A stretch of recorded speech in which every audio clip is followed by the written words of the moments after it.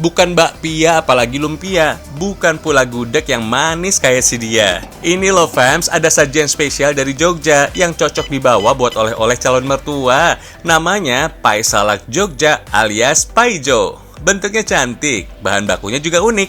Baru dengar kan fams, ada pai dengan isian buah salak? Hihihi.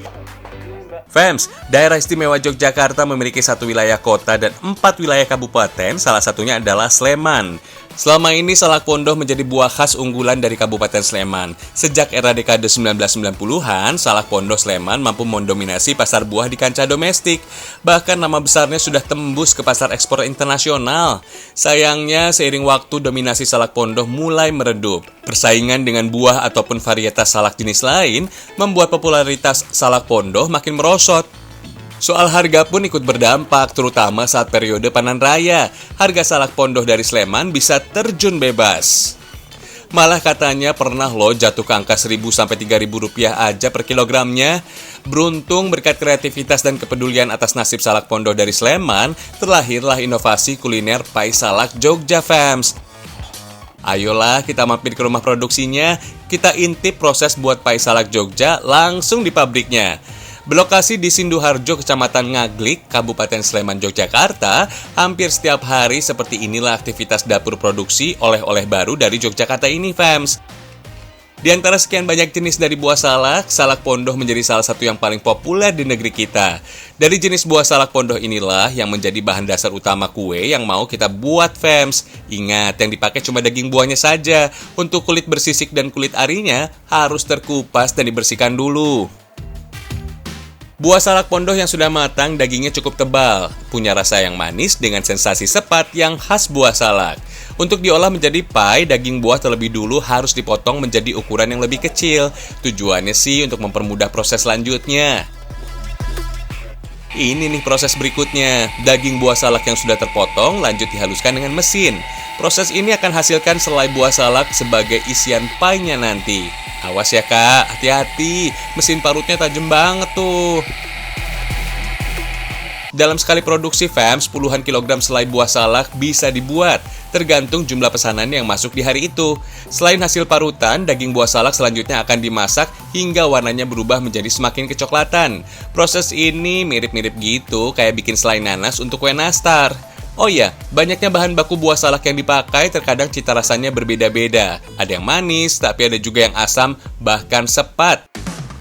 Untuk menyeimbangkan cita rasa selai buah salak supaya lebih stabil, tambahkan perasa alami seperti gula, bubuk kayu manis, dan cengkeh juga dibutuhkan fams. Sambil terus diaduk, proses memasak selai buah salak ini berlangsung selama sekitar 3 jam lamanya. Semangat kakak!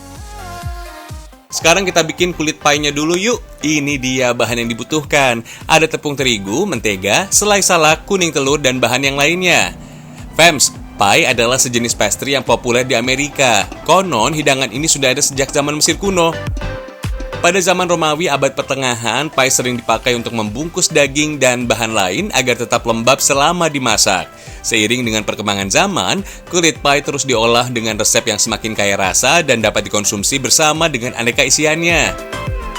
Oh ya, untuk kulit pai salak dari Jogja ini fams memang dibuat agak tebal. Kalau sudah dicetak ke dalam loyang, panggang di oven selama 15 menitan dengan suhu sekitar 180 derajat Celcius. Fams, di tahun 1500-an, resep kue pai mulai bertransformasi dengan isi buah-buahan. Dari daratan Eropa, pai kemudian dikenal hingga ke Amerika dan belahan dunia lain termasuk Nusantara. Kalau pai salak Jogja ini sih fams baru mulai dirintis pada awal tahun 2021 lalu. Bermula dari keprihatinan melihat nasib buah salak di Sleman yang terus menurun nilai ekonominya. Pai salak Jogja ini hadir sebagai solusi supaya salak pondoh dari Sleman bisa kembali populer dan naik kelas. Bayangin aja fams, untuk satu loyang pai bisa memakai sekitar 1 kg buah salak dalam bentuk selai dan manisan buah salak. Oh ya, inspirasi lahirnya pai salak Jogja ini juga hadir setelah melihat oleh-oleh strudel yang memakai bahan baku apel hijau khas kota Malang. Jadi cantik dan semakin berselera deh saat melihatnya. Kalau kulit pai yang terisi dengan selai dan manisan buah salak sudah dibungkus jaring, tinggal panggang kembali ke dalam oven selama 5 menit aja fams. Kalau sudah matang, wanginya itu loh, menggoda banget fams. Oh ya, selain pie original rasa salak, ada juga variasi rasa lain seperti rasa nanas dan rasa pisang almond. Semuanya enak, juga cantik tampilannya. Terserah kalian deh, tertarik dengan rasa yang mana? Soal cita rasa, pie salak dari Jogja ini jelas juara. Dalam sekali gigit, ada banyak sensasi rasa yang bisa kamu dapat. Manisnya pas dengan olesan selai salak di dalamnya. Belum lagi potongan buah salak yang diolah jadi manisan, membuat cita rasanya semakin kaya. Perpaduan kulit pie yang tebal dan renyah jadi sempurna banget deh di lidah. Bolehlah buat oleh-oleh yang beda. Untuk harganya cukup terjangkau, fams. Nggak sampai Rp50.000 per kotaknya, fams.